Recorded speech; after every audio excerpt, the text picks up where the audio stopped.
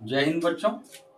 सबसे पहले बच्चों, अभी नवरात्र चल रही है, दुर्गा पूजा का माहौल है बच्चों। तो सबसे पहले हम नवरात्र की ढेर सारी शुभकामनाएं आप सभी बच्चों को। आप इस पूजा के अवसर का आनंद उठाते हुए आप कुछ पढ़ाई भी आपको करना है बच्चों। पढ़ाई के साथ साथ सभी चीज़ें करना है बच्चों। पढ़ाई को इग्नोर नहीं करना है बच्चों। पढ़ाई कीजिए, पूजा भी कीजिए, सब कुछ करना है बच्चों।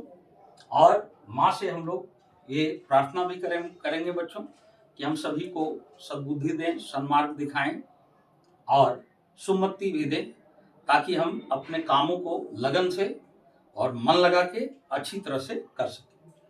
तो देखिए बच्चों, साइंस में केमिस्ट्री सीरीज में आप लोगों को बताया गया था। तो अभी केमिस्ट्री साइंस में अभी हम जो भी चीजें बता रहे हैं बच्चों, ये पूरे क्लास वाइज मेरा नहीं है बच्चों। आपको ऐसी चीजें बताई जा रही है बच्चों जो हर क्लास के लिए आपको जरूरत पड़ता है। हायर क्लास के लिए 8, 9, 10 और इसके आगे की कक्षाओं के लिए भी इसका जरूरत पड़ता है बच्चों। तो इसके पूर्व हमने इस कड़ी में पार्ट 4 तक वीडियो को अपलोड कर चुके हैं बच्चों। जो बच्चे पार्ट 4 तक नहीं देखे हैं वो सबसे पहले पार्ट 4 तक बहुत अच्छी तरह से आपको देख लेना है। उसके बाद अब जो हम पार्ट 5 में बताने जा रहे हैं, ये हम पार्ट 5 में आपको ये बताने जा रहे हैं बच्चों, बहुपरमाणुक आयन वाले यौगिकों का अणुसूत्र कैसे लिखा जाएगा। तो इसके पूर्व बच्चों पार्ट 4 में मैं आप लोगों को बताया था, पार्ट 4 में, कि साधारण यौगिकों के अणुसूत्र कैसे लिखे जाते हैं। अब हमको जानना है इसी कड़ी में बच्चों कि बहुपरमाणुक आयन वाले यौगिकों का अणुसूत्र कैसे होगा। तो इस चीज को हम पार्ट 5 में देखने जा रहे हैं बच्चों। तो आपका मॉडर्न कोचिंग अड्डा यूट्यूब चैनल में स्वागत है बच्चों। और इस पार्ट 5 में जो हम आगे अब देखने जा रहे हैं, बहुपरमाणुक आयन वाले यौगिकों के अणुसूत्र, इसको आप लोग सभी बच्चे एकदम मन लगा के और बढ़िया से इसको समझने का प्रयास कीजिए बच्चों। और मैं उम्मीद करता हूं, मुझे ये भरोसा भी है कि अगर आप ध्यान से और मन लगा के समझने का कोशिश करेंगे और पूरे वीडियो को देखेंगे तो आपको निश्चित तौर पर बातें समझ में आ जाएगी, नो डाउट, इसमें किसी तरह का संदेह नहीं है बच्चों। तो चलिए अब हम लोग इसको समझने का प्रयास करते हैं। बहुपरमाणु आयन वाले यौगिकों का अणुसूत्र कैसे निकाला जाएगा। तो इसके पूर्व बच्चों बहुपरमाणु आयन के बारे में पिछला वीडियो में आपको बता दिया गया है, शायद वो पार्ट 3 में था। तो पार्ट 3 में आपको बहुपरमाणु आयन के बारे में बताया गया है। और बहुपरमाणु आयन फिलहाल क्लास 10 तक जितने यूज होते हैं बच्चों, उनके बारे में सारा आपको डाटा हम बता दिए थे कि बहुपरमाणु आयन कौन कौन सा होता है, ये डाटा मेरा बताया हुआ था। उस बहुपरमाणु आयन का जो हम सूत्र बताए थे बच्चों, और उसमें जो चार्ज या आयन बताए थे, उसको आपको पूरी तरह से ध्यान में रखना होगा बच्चों। तब आप थोड़ा सा बड़े बड़े यौगिकों का अणुसूत्र इजीली से आप लिख पाएंगे बच्चों। तो बहुपरमाणु आयन में क्या क्या बताया गया था बच्चों, थोड़ा सा आप याद करने का कोशिश कीजिए बच्चों। तो बहुपरमाणु आयन में मेरा था कार्बोनेट था,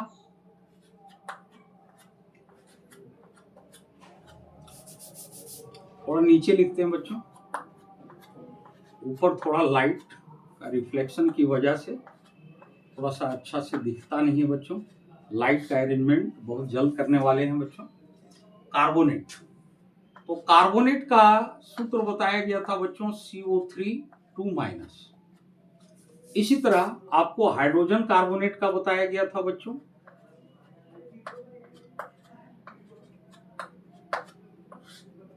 हाइड्रोजन कार्बोनेट।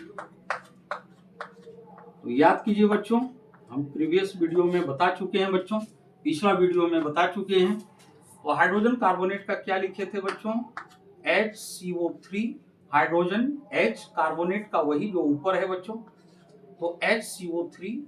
किंतु यहाँ जो आयन बनता है बच्चों, ये सिंगल नेगेटिव आयन होता है, या हाइड्रोजन कार्बोनेट। फिर आपको हम बताए थे बच्चों सल्फेट,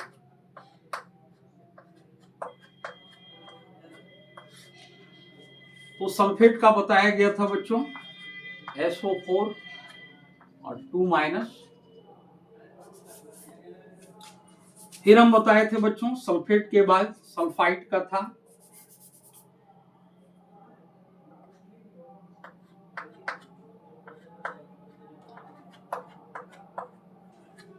सल्फाइड, और सल्फाइड का क्या था बच्चों, SO3 2-। और क्या बताए थे बच्चों, याद कीजिए,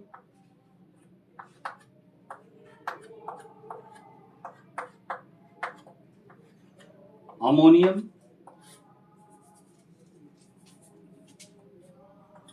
अमोनियम को बताया गया था बच्चों NH4 और सिंगल प्लस।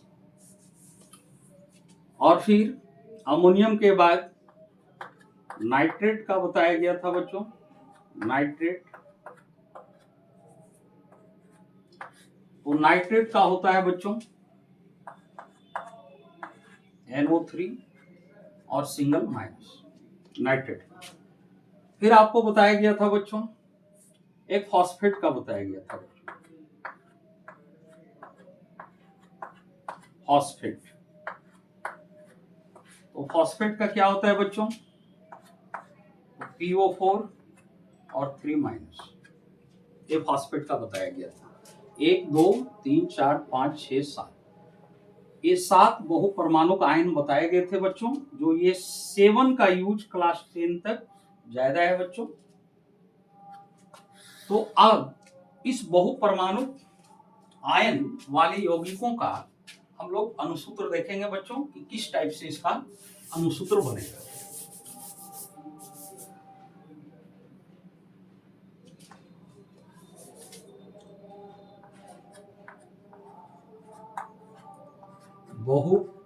बहुपरमाणुक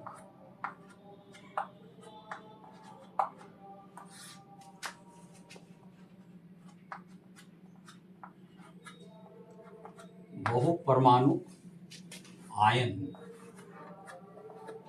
वाले यौगिकों के अणुसूत्र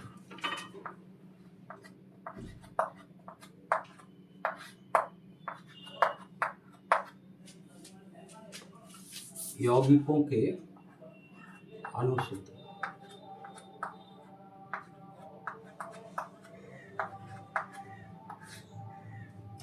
अब देखिए बच्चों, बहुपरमाणुक आयन वाले यौगिकों के अणुसूत्र हम कैसे लिखेंगे, इस पर हम कुछ एग्जाम्पल देते हैं बच्चों। तो एग्जाम्पल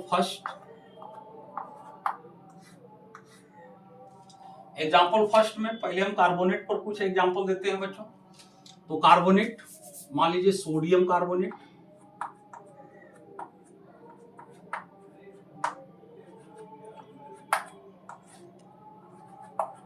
सोडियम कार्बोनेट,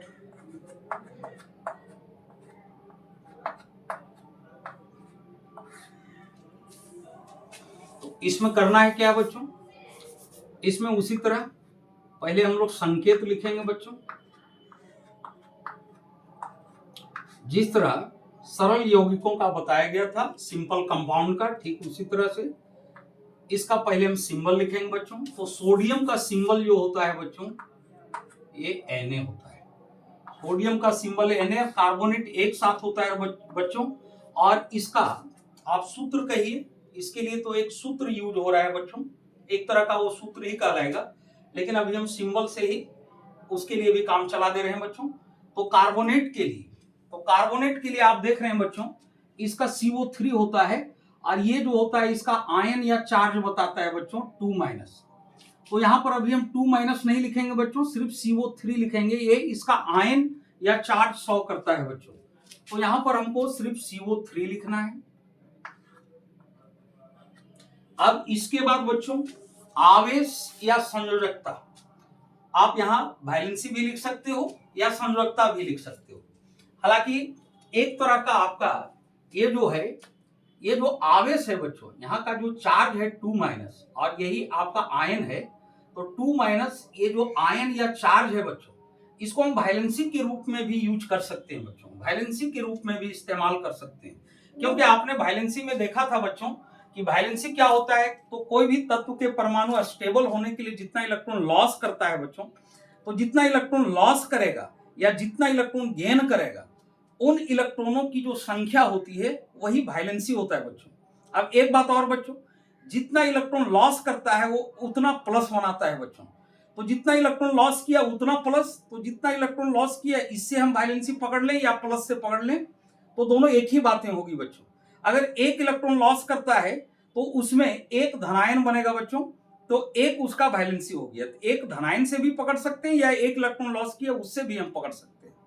और इसी तरह अगर गेन करता है बच्चों, अगर एक गेन किया तो एक ऋणायन बनाएगा, तो एक ऋणायन बनाएगा तो एक ऋणायन वो वैलेंसी शो करता है बच्चों। वो जो आयन बना वो एक इलेक्ट्रॉन गेन करने पर जो एक ऋणायन बना उसकी वैलेंसी बताता है। तो इस आवेश या आयन को हम एक वैलेंसी के रूप में भी यूज कर सकते हैं बच्चों। तो अब हम लोग यहां संयोजकता या आवेश, आवेश भी आप लिख सकते हो बच्चों। ये चूंकि बहुपरमाणु आयन के लिए है, इसके लिए हम आवेश वर्ड का यूज कर रहे हैं। अगर आवेश के जगह आप वैलेंसी भी लिखते हैं बच्चों तो आप वैलेंसी से भी काम चला सकते हैं, उससे कोई ज्यादा दिक्कत नहीं है बच्चों। आपको जिस तरह से चीजें समझ में आती हैं उस तरह से आप दिमाग में रखिए बच्चों। तो इसका जो आवेश होगा, चार्ज होगा, यानी वैलेंसी जो होगी सोडियम का, तो सोडियम का पता है बच्चों कि सोडियम का क्या होगा। तो सोडियम का हम आपको बताए थे बच्चों कि सोडियम का पिछला वीडियो में ये बताया गया है बच्चों, आप दिमाग में रखोगे। इसका इलेक्ट्रॉनिक विन्यास 2 8 1 होता है बच्चों। अब लास्ट में एक इलेक्ट्रॉन आ गया इसलिए इसकी वैलेंसी 1 होगी, और ये एक इलेक्ट्रॉन लॉस करेगा बच्चों, और एक इलेक्ट्रॉन लॉस करेगा तभी इसके बाह्यतम कक्षा में 8 इलेक्ट्रॉन होंगे और ये स्टेबल होगा।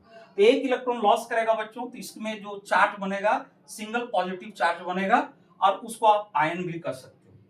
तो यहाँ का आवेश या वैलेंसी जो होगा बच्चों वो मेरा 1 होगा।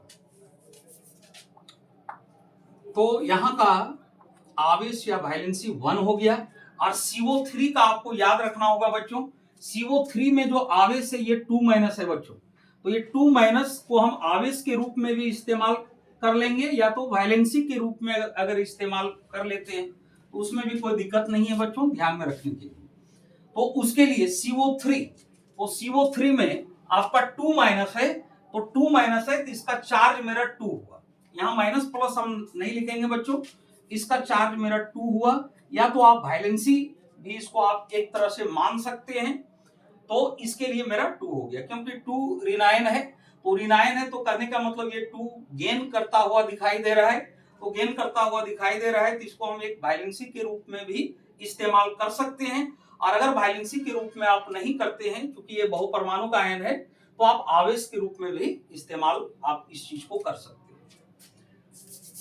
तो अब क्या करना है बच्चों, अब का प्रोसेस क्या है, तो आपको पता है बच्चों अब का प्रोसेस वही है जो पिछला हम किए थे, जो सिंपल कंपाउंड का मॉलिक्यूलर फॉर्मूला बताए थे उसमें जिस तरह से हम प्रोसेस अप्लाई किए थे वही प्रोसेस यहाँ अप्लाई करना है।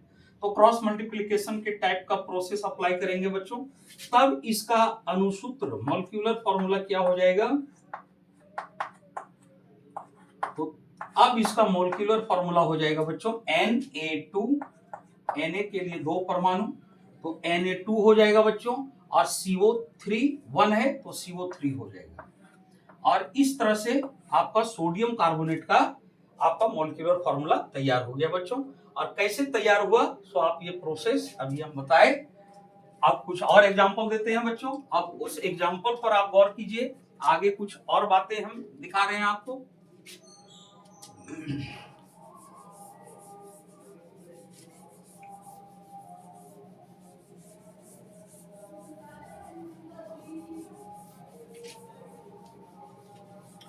तो ये कार्बोनेट पर हो गया बच्चों। कार्बोनेट पर कुछ और भी आप देख सकते हैं और भी आप प्रैक्टिस कर सकते हैं बच्चों।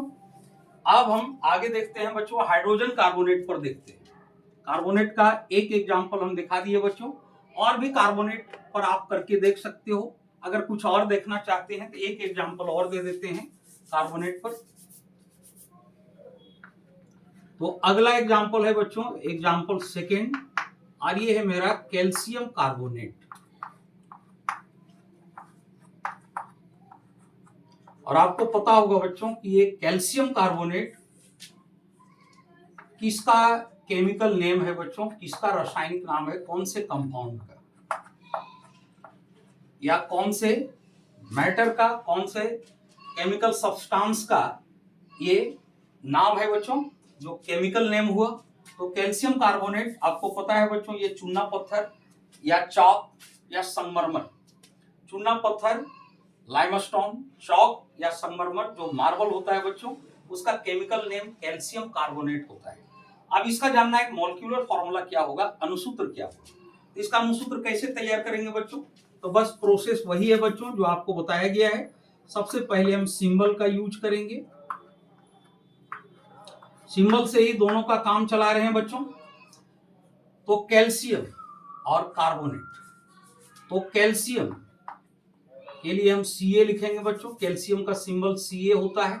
और कार्बोनेट जो है बच्चों, कार्बोनेट का सिंबल CO3 होता है, CO3। ये दोनों को हम सिंबल के रूप में ही व्यवहार कर रहे हैं बच्चों। हालांकि ये बहुपरमाणु आयन है, इसमें बहुत सारे परमाणु आपस में जुड़ के बनाए हैं। तो CO3 इसका हो गया। इसका जो चार्ज है बच्चों, इस चार्ज को हम वहां नहीं दिखाएंगे, सिर्फ CO3 को दिखाएंगे। अब क्या करना है बच्चों, हमको कैल्शियम का आवेश या वैलेंसी पता करना है बच्चों। तो इसको आप आवेश के भी रूप में यूज कर सकते हो बच्चों, या वैलेंसी के रूप में भी आप यूज कर सकते हो, आवेश या संयोजकता।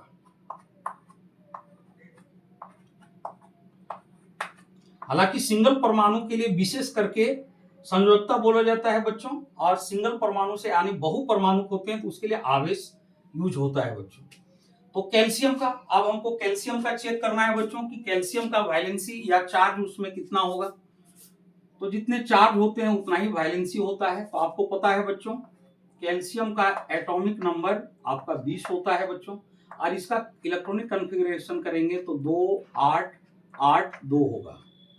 अब यहां पर देखिए बच्चों, लास्ट में आपका जो हम शॉर्ट आइडिया बताए थे, शॉर्ट ट्रिक, लास्ट यानी 22वीं कक्षा में मेरा 2 इलेक्ट्रॉन है, तो 2 इलेक्ट्रॉन रहने के बाद वैलेंसी 2 हो जाएगा।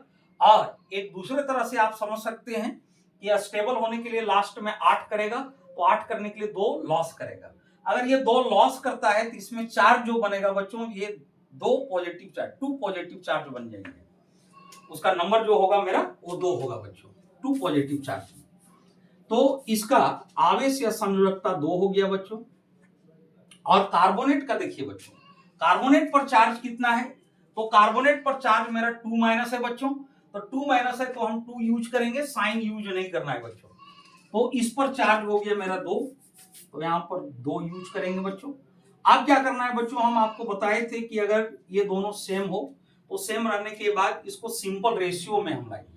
तो सिंपल रेशियो इसका अगर करेंगे बच्चों, तो यहां से आप कट कर सकते हो, 2 1 जा 2 और फिर 2 1 जा 2।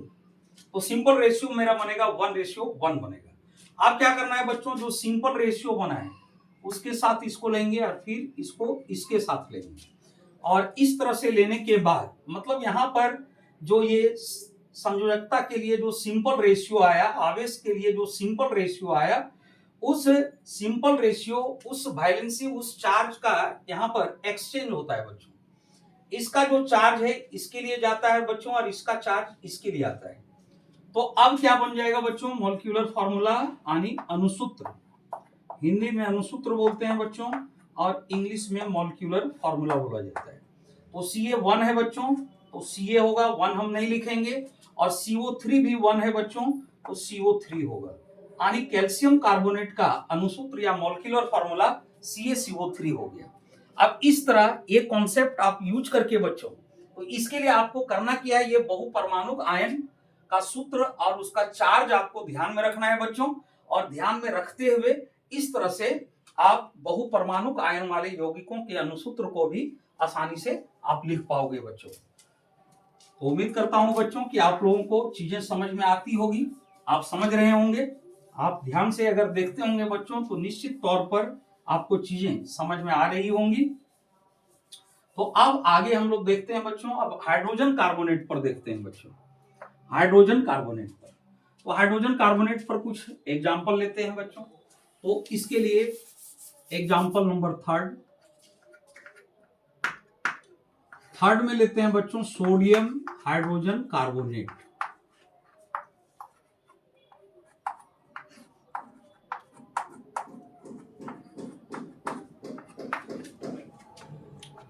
Sodium hydrogen carbonate.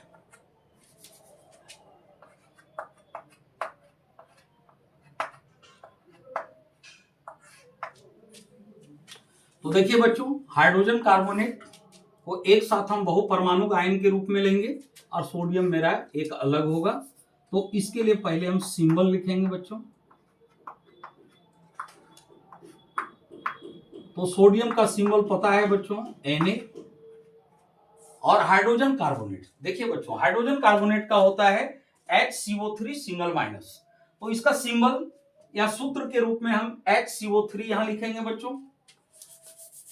हालांकि ये सिंबल ना कहला के एक तरह से सूत्र ही कहलाएगा बच्चों, लेकिन हम दोनों के लिए एक सिंबल से ही काम कर ले रहे हैं। तो हाइड्रोजन कार्बोनेट, तो हाइड्रोजन कार्बोनेट का क्या होता है बच्चों, तो HCO3। इसका चार्ज नहीं लिखना है बच्चों, इसका आयन 100 नहीं करना है। अब सोडियम, सोडियम का पता है बच्चों, सोडियम का एटॉमिक नंबर बस वही काम करना है बच्चों, तो सब में हम करते आ रहे हैं। तो सोडियम का एटॉमिक नंबर 11 हुआ बच्चों, और इसका इलेक्ट्रॉन विन्यास 281 हुआ बच्चों। अब देखिए बच्चों, लास्ट में हम शॉर्ट ट्रिक बताए थे, लास्ट में अगर 1 होगा तो उसकी वैलेंसी 1 होगी और वो positive charge, single positive charge बनाएगा। आप इसको ऐसे भी समझ सकते हो शॉर्ट में, और एक तरह से और बच्चों हम बताए थे कि स्टेबल होने के लिए लास्ट में 8 करना है, तो 8 करने के लिए 1 इलेक्ट्रॉन ये लॉस करेगा बच्चों। तो 1 इलेक्ट्रॉन लॉस करेगा तो 1 पॉजिटिव चार्ज बनाएगा। तो कहने का मतलब बच्चों, लास्ट में 1 है तो इसकी वैलेंसी 1 होगी और ये 1 पॉजिटिव चार्ज बनाएगा। तो यहां पर आप आवेश, फिर वही चीजें लिखेंगे बच्चों, आवेश या संयोजकता भी आप लिख सकते हैं बच्चों, वैलेंसी।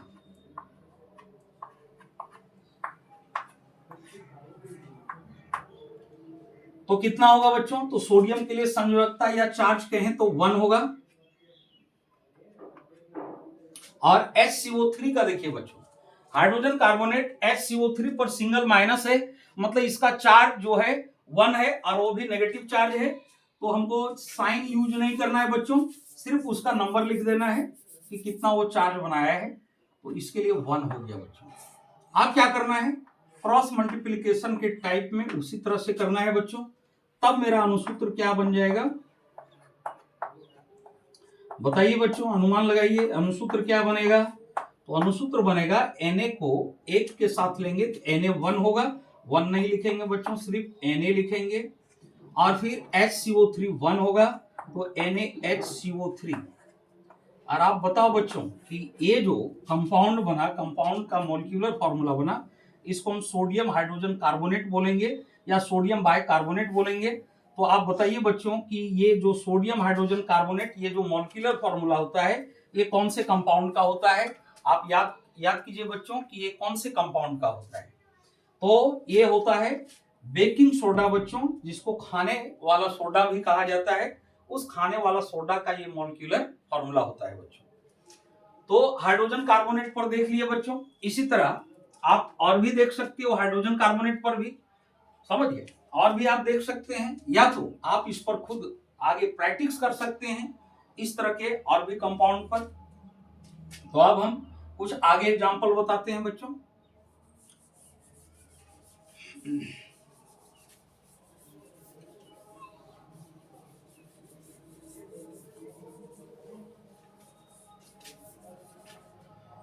अब हाइड्रोजन कार्बोनेट पर एक और एग्जांपल दे देते हैं बच्चों, उसके बाद फिर हम आगे बढ़ते हैं। तो हाइड्रोजन कार्बोनेट, तो इसके लिए एक देते हैं एग्जांपल बच्चों, कैल्शियम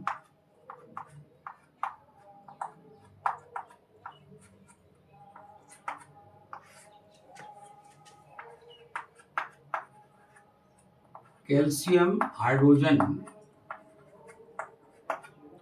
कार्बोनेट।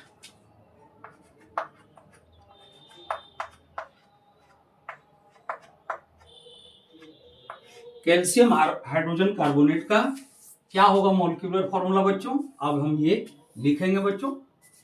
बड़ा आसानी से, देखने में बड़ा भास्ट लग रहा है बच्चों, बड़ा लंबा लग रहा है, लेकिन आपको जो हम ट्रिक बता रहे हैं, जो प्रोसेस बता रहे हैं, उस पर आप केयर करोगे बच्चों तो बड़ा इजी होगा और अब बहुत सारे कंपाउंड का मॉलिक्यूलर फॉर्मूला इजी वे में आप लिख पाओगे और दिमाग में रख लोगे बच्चों। अगर दिमाग से आउट भी हो जाए, लेकिन आपको अगर प्रोसेस मेथड मालूम है बच्चों कि कैसे लिखा जाता है, तो आप एग्जाम में खुद इसको रफ में तैयार कर सकते हो और तैयार करके फिर आप लिख सकते हो। तो सबसे पहले बच्चों यहां पर देखिए, हाइड्रोजन कार्बोनेट तो एक साथ है बच्चों। हाइड्रोजन कार्बोनेट ये बहुपरमाणु आयन में है जो एक साथ है, ये एक साथ रहेगा बच्चों। अब फिर हम कैल्शियम का, कैल्शियम अलग होगा बच्चों, तो इसके लिए हम सिंबल संकेत लिखते हैं बच्चों। तो कैल्शियम के लिए संकेत मेरा Ca हो जाएगा। हाइड्रोजन कार्बोनेट एक साथ है बच्चों, और हाइड्रोजन कार्बोनेट का HCO3, तो हाइड्रोजन कार्बोनेट के लिए हम लिखेंगे बच्चों HCO3। HCO3। अब हमको चार्ज लिखना है बच्चों। चार्ज या संयोजकता दोनों एक ही चीज है बच्चों, यहाँ कंफ्यूज नहीं होइएगा, दोनों को हम एक ही रूप में इस्तेमाल कर रहे हैं। क्योंकि ये बहुपरमाणु आयन के लिए है, इसलिए हम डायरेक्ट वैलेंसी नहीं लिख रहे हैं। तो इसको आप आवेश को एक वैलेंसी के रूप में भी आप इस्तेमाल कर सकते हो।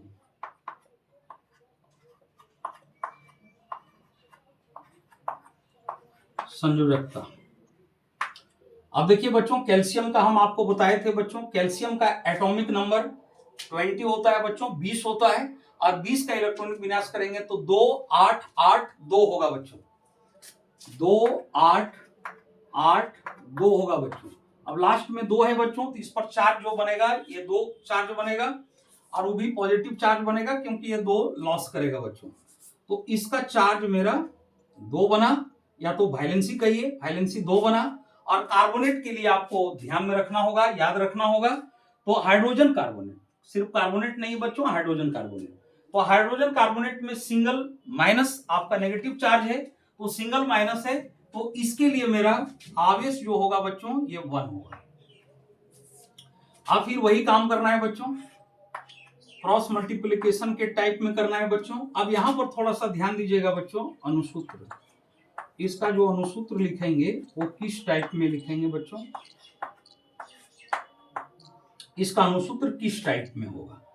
तो Ca1 होगा बच्चों, और HCO3 ये पूरे बच्चों ये एक साथ है बच्चों। जब ये एक साथ है तो ये 2 पूरे के लिए है बच्चों, तो ये 2 ये सभी के लिए है, सब एक साथ हैं, तो ये 2 सभी के लिए है बच्चों।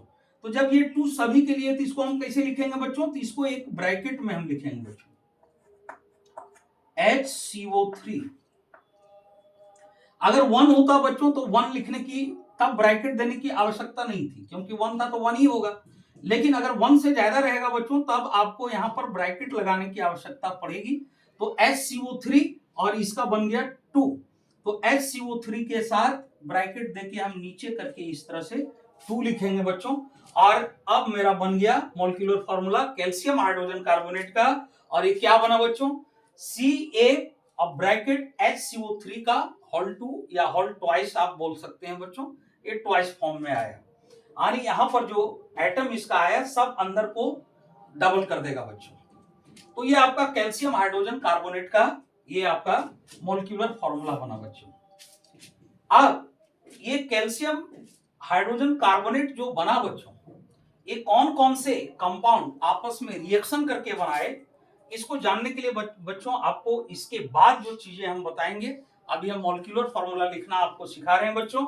मॉलिक्यूलर फॉर्मूला सीखने के बाद आपको केमिकल रिएक्शन के बारे में हम बताएंगे बच्चों, कि कंपाउंड आपस में किस तरह से रिएक्ट करते हैं, किस तरह से आपस में रिएक्शन करते हैं, और रिएक्शन करने के बाद वो किस किस तरह का कंपाउंड बनाते हैं, और वो कंपाउंड जो बनता है वो किस तरह से बनता है, कैसे बनता है, ये सारी चीजों को आपको बताया जाएगा बच्चों। तो अभी जो हम आपको मॉलिक्यूलर फॉर्मूला बता रहे हैं बच्चों, आपका ध्यान अभी सिर्फ इसी पर होना चाहिए कि मॉलिक्यूलर फॉर्मूला को कैसे लिखा जाता है। तो अब हम फिर आगे एग्जाम्पल की ओर आते हैं बच्चों। तो कार्बोनेट और हाइड्रोजन कार्बोनेट पर देख लिए बच्चों, अब कुछ एग्जाम्पल हम सल्फेट पर देखते हैं बच्चों। अब आइए कुछ सल्फेट पर एग्जाम्पल देखते हैं।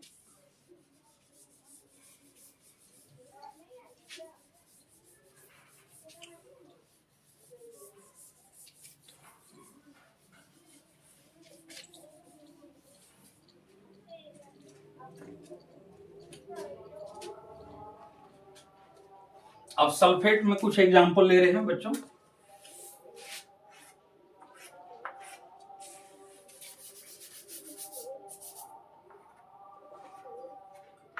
इस पर एग्जांपल है बच्चों, थोड़ा कुछ सिंपल भी लेते हैं बच्चों, और कुछ थोड़ा सा आगे एलिमेंट वाले लेते हैं जिसका एटॉमिक नंबर ज्यादा होता है। तो पहले हम देखते हैं बच्चों, सल्फेट में देखते हैं पोटेशियम सल्फेट का।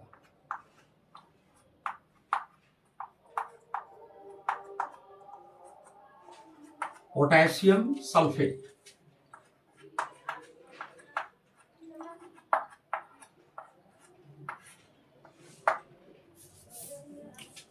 तो पोटेशियम सल्फेट का मॉलिक्यूलर फार्मूला कैसे होगा बच्चों? तो तरीका वही है बच्चों,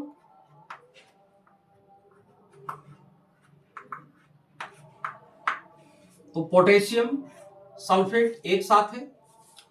तो पोटेशियम का आप सिंबल जानते हैं बच्चों, पोटेशियम का के होता है, जो लैटिन नाम पर बना हुआ है बच्चों, लैटिन शब्द से बना हुआ है। पोटेशियम का अगर इंग्लिश बोला जाए तो पी से ही स्टार्ट होता है बच्चों, जबकि इसका सिंबल के हो जा रहा है। सिंबल के हो जा रहा है मतलब इसको लैटिन शब्द से लिया गया है, और पोटेशियम को लैटिन शब्द में, लैटिन भाषा में इसको कैलियम बोला जाता है बच्चों, इसलिए इसका सिंबल के होता है। और सल्फेट एक साथ है बच्चों। सल्फेट का सिंबल देखिए तो SO4 है, और ये चार्ज है बच्चों, चार्ज हमको नहीं लिखना है, तो सल्फेट का हो गया SO4। अब हमको इसका चार्ज या वैलेंसी लिखना है बच्चों,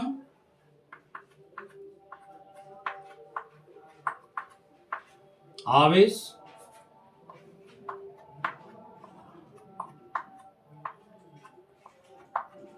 या संयोजकता। तो पोटेशियम का एटॉमिक नंबर क्या होता है बच्चों? याद कीजिए पोटेशियम का एटॉमिक नंबर, तो पोटेशियम का एटॉमिक नंबर 19 होता है बच्चों, और इसका इलेक्ट्रॉनिक कॉन्फ़िगरेशन हो जाएगा 2881 हो जाएगा बच्चों।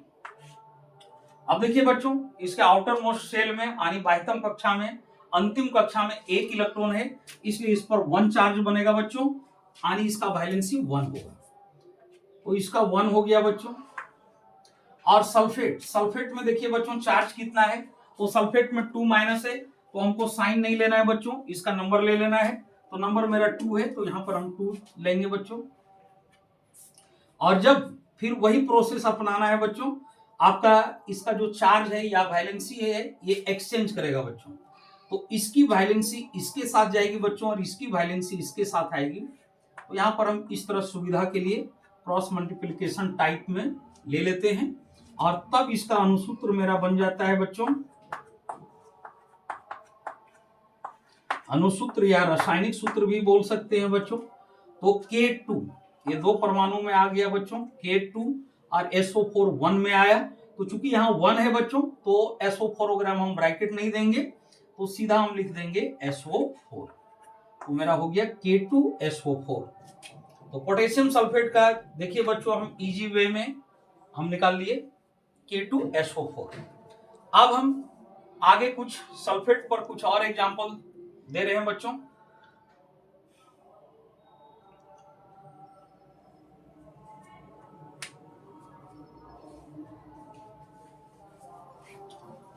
अब इस पर कुछ और एग्जांपल देखा जाए बच्चों। ये पोटेशियम सल्फेट का हो गया,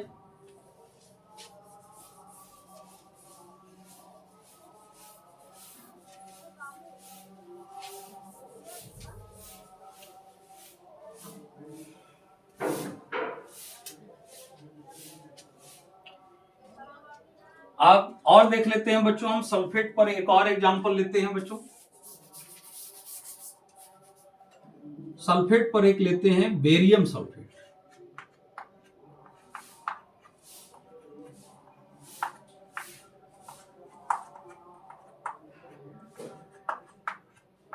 बेरियम सल्फेट,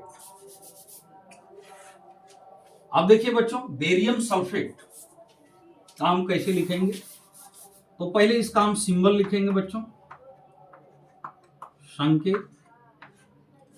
तो बेरियम का हो गया सिंबल Ba, और सल्फेट का SO4 हो गया बच्चों। सल्फेट का SO4 वहां लिखा हुआ है, आपको ध्यान में रखना है, इस चीज को दिमाग में कर लेना है बच्चों। अब इसका हम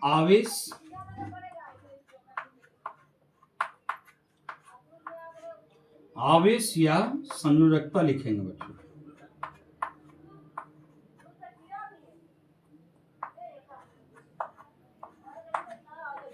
आवेश या संयोजकता, तो पता करना है बच्चों बेरियम का कितना होगा। तो बेरियम का एटॉमिक नंबर कितना होता है बच्चों? तो बेरियम का एटॉमिक नंबर 56 होता है बच्चों। और इसका इलेक्ट्रॉनिक कॉन्फ़िगरेशन जो होगा बच्चों, ये 2 8 18 लेना है बच्चों। फिर हो गया 8 2 10 18 28। अगर हम आगे 32 लेते हैं तो इसमें नहीं आएगा बच्चों। फिर हम 8 ले लेंगे, 18 ले लेंगे बच्चों। तो 18 18 36 10 46 हो गया। फिर 8 लेंगे बच्चों और फिर 2 लेंगे। तो इसके बाह्यतम कक्षा में 2 इलेक्ट्रॉन हो गए बच्चों। जब 2 इलेक्ट्रॉन हो गया तो आपको पता है बच्चों कि इसकी वैलेंसी होगी 2 और 2 वैलेंसी होगी और ये 2 को लॉस करेगा और ये 2 पॉजिटिव चार्ज बनाएगा बच्चों। तो बेरियम के लिए मेरा 2 हो गया बच्चों। और सल्फेट में देखिए बच्चों चार्ज कितना है, तो सल्फेट में मेरा चार्ज 2- है बच्चों, यानी इसमें 2 हम यूज करेंगे। तो इसका 2 हो गया बच्चों। अब क्या करना है बच्चों, फिर वही चीज करना है। यहां पर दोनों सेम हो गया बच्चों, तो इसको हम सिंपल रेशियो में ले आएंगे बच्चों। तो सिंपल रेशियो 1:1 होगा बच्चों। अब बेरियम को 1 के साथ लेंगे और सल्फेट को फिर 1 के साथ लेंगे बच्चों। और इस तरह से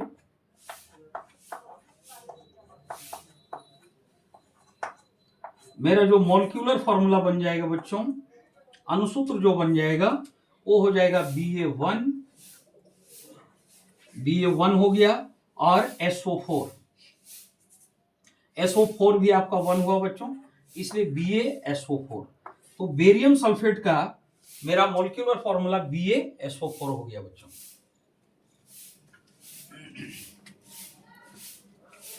तो किस तरह से अणुसूत्र लिखा रहा है बच्चों, ये चीजें आपको बिल्कुल समझ में आ रही होगी बच्चों।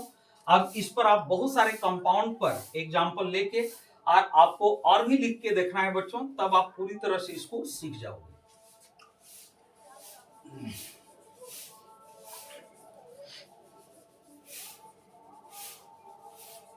कितना मिनट में बच्चों, एक चीज यहां लिखना छूट गया है बच्चों, वो है आपका हाइड्रोक्साइड। एक और है बच्चों जिसका यूज होता है, ये है हाइड्रोक्साइड।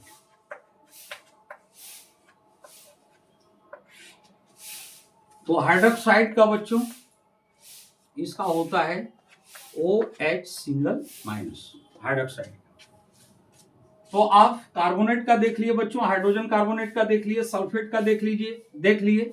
अब फिर हम थोड़ा हाइड्रोक्साइड, ये जो यहां रह गया था बच्चों, उस हाइड्रोक्साइड पर कुछ देख लीजिए बच्चों। तो इस पर कुछ एग्जांपल दे रहे हैं बच्चों और ये बता रहे हैं सोडियम हाइड्रोक्साइड। सोडियम हाइड्रोक्साइड, अब सोचिए बच्चों, सोडियम हाइड्रोक्साइड कौन से यौगिक का रासायनिक सूत्र होता है बच्चों? ये रासायनिक, ये केमिकल नेम हुआ बच्चों, रासायनिक नाम। तो सोडियम हाइड्रोक्साइड ये कास्टिक सोडा का होता है बच्चों। और आपको पता होगा बच्चों, एक क्षारक है बच्चों, एक बेस है बच्चों। तो एसिड, बेस और सॉल्ट टॉपिक में आप इसके बारे में जानेंगे बच्चों। और ये आपका एक स्ट्रॉन्ग बेस है बच्चों, सोडियम हाइड्रोक्साइड। अब इसका अणुसूत्र हम कैसे लिखेंगे बच्चों? तो सबसे पहले हम सिंबल लिखेंगे बच्चों।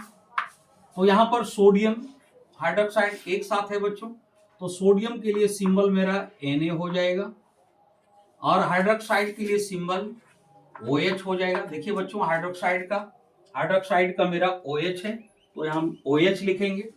अब क्या करना है बच्चों, अब आवेश या संयोजकता लिखना है। आवेश या संयोजकता,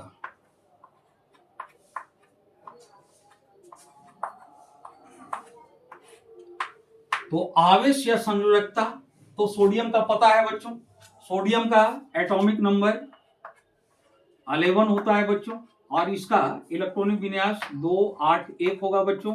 लास्ट में 1 है बच्चों, तो लास्ट में 1 है तो वैलेंसी 1 होगा, और ये लॉस करके एक पॉजिटिव चार्ज बनाएगा बच्चों। तो सोडियम का 1 हो गया बच्चों। और हाइड्रोक्साइड का देखिए बच्चों, हाइड्रोक्साइड पर आपका नेगेटिव चार्ज है, वो भी सिंगल है, तो सिंगल नेगेटिव चार्ज है, दैट मीन्स इस पर जो आवेश का नंबर हुआ बच्चों ये 1 हुआ। अब हमको करना है क्या बच्चों, इसके आवेश या वैलेंसी को एक्सचेंज करना है। तो एक्सचेंज करने के लिए इसको इसके साथ लेंगे बच्चों, और इसको इसके साथ लेंगे, यानी एक क्रॉस मल्टीप्लाई के टाइप में लेंगे बच्चों। तब मेरा अनुसूत्र क्या बन जाएगा, मॉलिक्यूलर फॉर्मूला क्या तैयार हो जाएगा बच्चों। तो तैयार हो जाएगा आपका Na का एटम 1 बनेगा, यानी Na के साथ 1 आएगा तो Na हो जाएगा बच्चों, और OH के साथ भी 1 होगा, तो आपका इस तरह से NaOH हो जाता है बच्चों। तो इस तरह से मेरा सोडियम हाइड्रोक्साइड का बन गया। आप इसी तरह कैल्शियम हाइड्रोक्साइड का बना सकते हैं, मैग्नीशियम हाइड्रोक्साइड का बना सकते हैं, पोटेशियम हाइड्रोक्साइड का बना सकते हैं। अब कार्बोनेट में हम कुछ बताए बच्चों, इसमें आप जिंक कार्बोनेट का बना सकते हैं, कैल्शियम कार्बोनेट का बता दिया, सोडियम कार्बोनेट का बता दिया, पोटेशियम कार्बोनेट का बना सकते हैं। तो कार्बोनेट से रिलेटेड जितने तरह की बहुपरमाणु आयन वाले यौगिक आएंगे, तो उसका जो हम कॉन्सेप्ट बताए बच्चों, उस तरह से आप कार्बोनेट के सारे बना सकते हैं। फिर हाइड्रोक्साइड में जितने आएंगे कंपाउंड, हाइड्रोक्साइड बहुपरमाणु आयन में, उसका आप बना सकते हैं बहुत सारा। फिर हाइड्रोजन कार्बोनेट का आप बना सकते हैं बच्चों। फिर उसी तरह सल्फेट में आप डिफरेंट डिफरेंट कंपाउंड का आप मॉलिक्यूलर फॉर्मूला जो हम तरीका जो आइडिया बताएं उससे आप कर सकते हैं बच्चों। और फिर यही सब कॉन्सेप्ट अप्लाई करके बच्चों, अभी हम कार्बोनेट, हाइड्रोक्साइड, हाइड्रोजन कार्बोनेट और सल्फेट पर करके दिखाए बच्चों। थोड़ा सा वीडियो लॉन्ग हो रहा है बच्चों, तो इस वजह से आपको नेक्स्ट जो बच रहा है बच्चों, आपका सल्फाइड बच रहा है बच्चों SO3 2-, अमोनियम बच रहा है NH4 single plus, nitrate NO3 single minus, और फास्फेट PO4 3-। तो यहां से इधर के भी हम कुछ एग्जांपल दिए हैं बच्चों। अब इससे रिलेटेड, इस बहुपरमाणु से रिलेटेड अन्य जितने भी कंपाउंड हैं, आप सब कंपाउंड का प्रैक्टिस करोगे बच्चों और लिख के देखोगे। और फिर इधर जो हम सल्फाइड से इधर हम नहीं बताए हैं, तो इससे संबंधित जितने भी कंपाउंड आते हैं बच्चों, इस तरह के बहुपरमाणु आयन से संबंधित जितने कंपाउंड आते हैं, वो सारे कंपाउंड का आप केमिकल फॉर्मूला, मॉलिक्यूलर फॉर्मूला या अनुसूत्र कहिए बच्चों, ये सब आप लिख के देखेंगे बच्चों। और आप आसानी से जो तरीका हम बताए हैं बच्चों, उस तरीका को अप्लाई करके आप एकदम इजी वे में लिख लोगे बच्चों। और इजी वे में लिखने के बाद आपके पास बहुत सारे कंपाउंड्स का, सिंपल कंपाउंड के भी और बहुपरमाणु आयन वाले यौगिकों के जो अनुसूत्र होते हैं, ये सारे कंपाउंड का आप बहुत ज्यादा मॉलिक्यूलर फॉर्मूला को आसानी से इजी वे में दिमाग में रख सकते हैं बच्चों। और अगर इस चीज को आप दिमाग में रख लिए बच्चों, तो आप समझ जाइए कि केमिस्ट्री का एक बहुत इंपॉर्टेंट चीज आपने सीख लिया। क्योंकि हायर क्लास में बच्चों आपका मॉलिक्यूलर फॉर्मूला, केमिकल रिएक्शन, उसका इक्वेशन, ये सारा बनाना पड़ता है बच्चों। तो केमिकल रिएक्शन में जो इक्वेशन बनाया जाता है, जो इक्वेशन दिया जाता है बच्चों, इसमें ये सब चीजों का बहुत आवश्यकता पड़ती है बच्चों। इसलिए आप अभी से ही आप प्रिपेयर्ड हो जाइए बच्चों, आप तैयार हो जाइए। क्लास 8 से ही ये सब चीजों पर आप ध्यान रखिए, तब आगे चल के आपको केमिस्ट्री में किसी तरह का प्रॉब्लम नहीं आएगा बच्चों। तो मैं उम्मीद करता हूं बच्चों कि इस पार्ट में जो चीजें आपको बताया गया, बहुपरमाणु आयन वाले यौगिकों के जो अनुसूत्र बताए गए, ये आपको भली भांति समझ में आ गई होगी बच्चों। अब इसमें आपको प्रैक्टिस करने की आवश्यकता है बच्चों, और ये आप लोग के लिए होमवर्क है, ये टास्क है बच्चों। और अभी दुर्गा पूजा चल रहा है बच्चों, आपका स्कूल वगैरह छुट्टी है, तो पूजा करने के बाद जो भी समय आपका बचता है बच्चों, उस समय को आप कंपाउंड फॉर्मूला बनाने में आप यूज कीजिए, बनाने में आप लगाइए इस समय को। और ये चीज अगर आप कर लेते हैं बच्चों, तो आगे चल के आपको काफी सुविधा होगी। तो अब इसके बाद जो मेरा नेक्स्ट पार्ट आएगा बच्चों, वो मेरा नेक्स्ट पार्ट वो अनुभार वाला होगा। अब हम ये मॉलिक्यूलर फॉर्मूला हम तैयार कर लिए, उस फॉर्मूला का अनुभार कैसे निकाला जाएगा, उसका अनुभार, इस बारे में अब आपको नेक्स्ट वीडियो में बताया जाएगा बच्चों। तो चलिए बच्चों, आज यहीं तक। जय हिंद।